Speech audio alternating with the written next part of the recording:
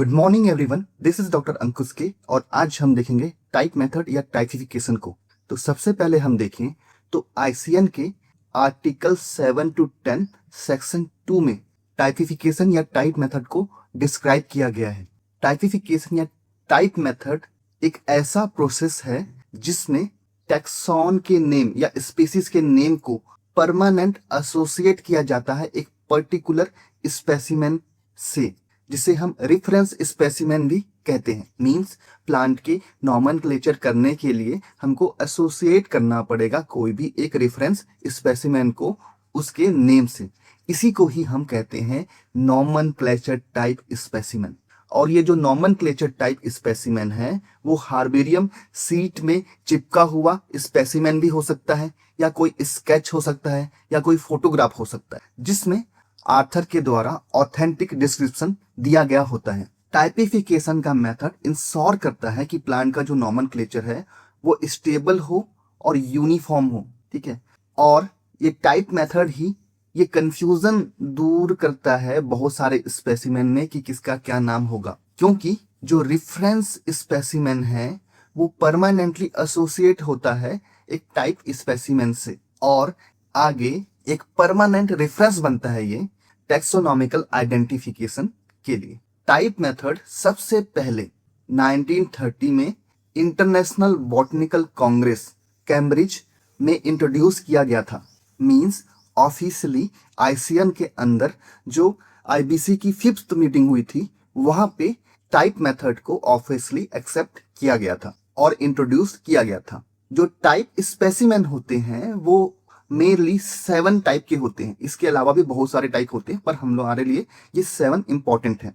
पहला होता है होलो टाइप, दूसरा होता है आइसो टाइप, तीसरा होता है सिन टाइप, चौथा होता है पैराटाइप, पांचवा होता है लेक्टोटाइप, छठा होता है नियोटाइप और 7th होता है टोपोटाइप। तो सबसे पहले हम होलो टाइप को देखें तो होलो टाइप ऐसा नॉमेनक्लेचर टाइप स्पेसिमेन है जो न्यू स्पीसीज को डिस्क्राइब करता है। मींस जब कोई साइंटिस्ट कोई न्यू स्पीसीज या न्यू प्लांट को आइडेंटिफाई और डिस्क्राइब करता है तो वो उसका स्पेसिमेन कलेक्ट करता है, और एक ही स्पेसिमेन तो कलेक्ट नहीं करेगा, बहुत सारे स्पेसिमेन कलेक्ट करेगा। फॉर एग्जांपल उसने 4 स्पेसिमेन कलेक्ट किए एक ही टाइम पे एक ही जगह से, और उसमें उन्होंने डिस्क्रिप्शन दिया और फील्ड नंबर सिमिलर होगा क्योंकि एक ही समय एक ही टाइम और एक ही जगह से सैंपल या स्पेसिमेन कलेक्ट किया गया है, और उसमें से एक को वो नॉमेनक्लेचर टाइप मान के नेशनल हार्बेरिया या इंटरनेशनल हार्बेरिया में आइडेंटिफिकेशन के लिए देगा। इसे ही बोला जाएगा होलोटाइप, ठीक है। मतलब बहुत सारे सेम स्पेसिमेन उसने कलेक्ट किए, एक को उसने आइडेंटिफिकेशन के लिए दिया जिसे ही हम होलोटाइप कहते हैं। और इसी के साथ दूसरा जो होता है वो होता है आइसोटाइप, ठीक है। आइसोटाइप को कैसे समझेंगे? अगर हम किसी एक को होलोटाइप मान रहे हैं, ठीक है, किसी स्पेसिमेन को होलोटाइप मान रहे हैं, तो जो बाकी बचे हुए स्पेसिमेन है, ठीक है, वो कहलाएंगे आइसोटाइप, ठीक है। मींस होलोटाइप जो है और आइसोटाइप एक ही समय एक ही टाइम पे कलेक्ट किया गया है, उनका जो फील्ड नंबर है वो सेम है और डिस्क्रिप्शन जो है वो भी सेम है, ठीक है। एक को दे दिया हमने आइडेंटिफिकेशन के लिए जिसको हम होलोटाइप बोल रहे हैं, और बाकी जो बचे हुए हैं उसके कॉपी उनको हम लोग क्या बोलेंगे? आइसोटाइप। तीसरा होता है सिन टाइप। अब सिन टाइप क्या होता है?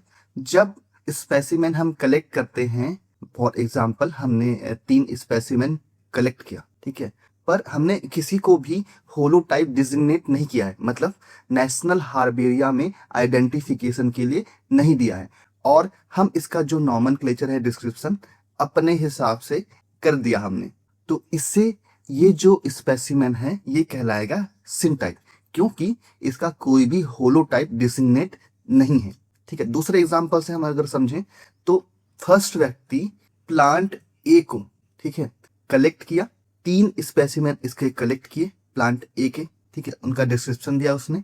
दूसरा व्यक्ति भी प्लांट ए को कलेक्ट किया लेकिन सेम जगह से नहीं, दूसरी जगह से, ठीक है, तो उसका फील्ड नंबर अलग होगा, ठीक है, उसका डिस्क्रिप्शन लेकिन सिमिलर होगा पहले वाले व्यक्ति से। तो ये दोनों आपस में सिन टाइप हुए।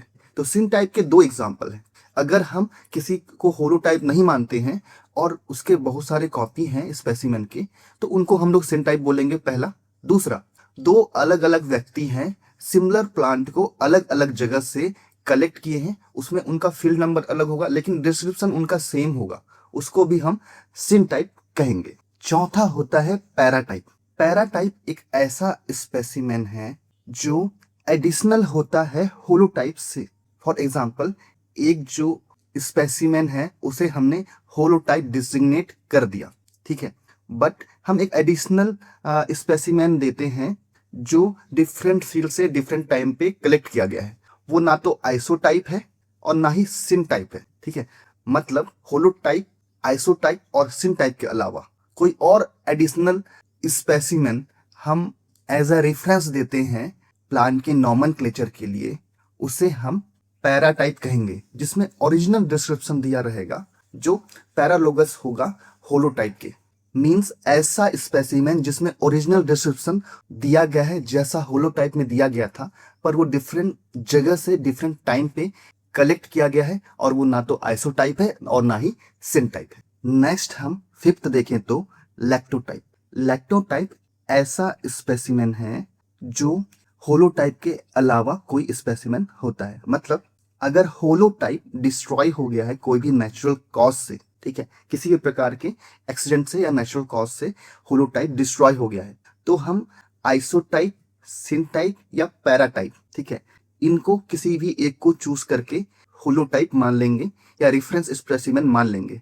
इसी को ही हम बोलेंगे लैक्टोटाइप स्पेसिमेन, और ये इसी क्रम में सेलेक्ट किया जाता है। मतलब होलोटाइप डिस्ट्रॉय हो गया है तो सबसे पहले देखेंगे कि आइसोटाइप है कि नहीं। अगर आइसोटाइप है तो उसको लेंगे एज अ रेफरेंस, तो उसको बोलेंगे लैक्टोटाइप। अब होलोटाइप और आइसोटाइप दोनों नहीं है तो किसको लेंगे? सिन टाइप को, ठीक है, और उसे भी बोलेंगे लैक्टोटाइप। और अगर होलोटाइप, आइसोटाइप, सिन टाइप ये तीनों ही नहीं है तो किसको लेंगे?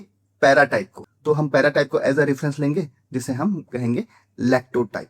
अब सिक्स्थ को हम देखें तो सिक्स्थ जो है नियोटाइप है।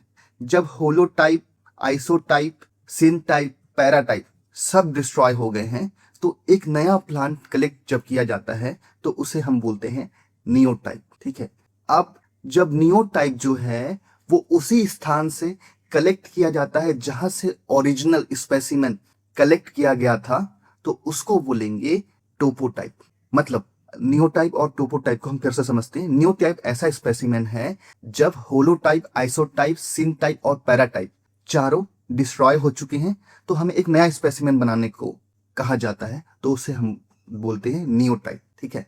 और ऐसा नियोटाइप जो सेम फील्ड से कलेक्ट किया है, सेम जगह से कलेक्ट किया गया है जहां से ओरिजिनल होलोटाइप कलेक्ट किया गया था, ओरिजिनल स्पेसिमेन कलेक्ट किया गया था, तो उसे हम बोलेंगे टोपोटाइप। तो ये है इस वीडियो का अंत। Thank you for watching this video.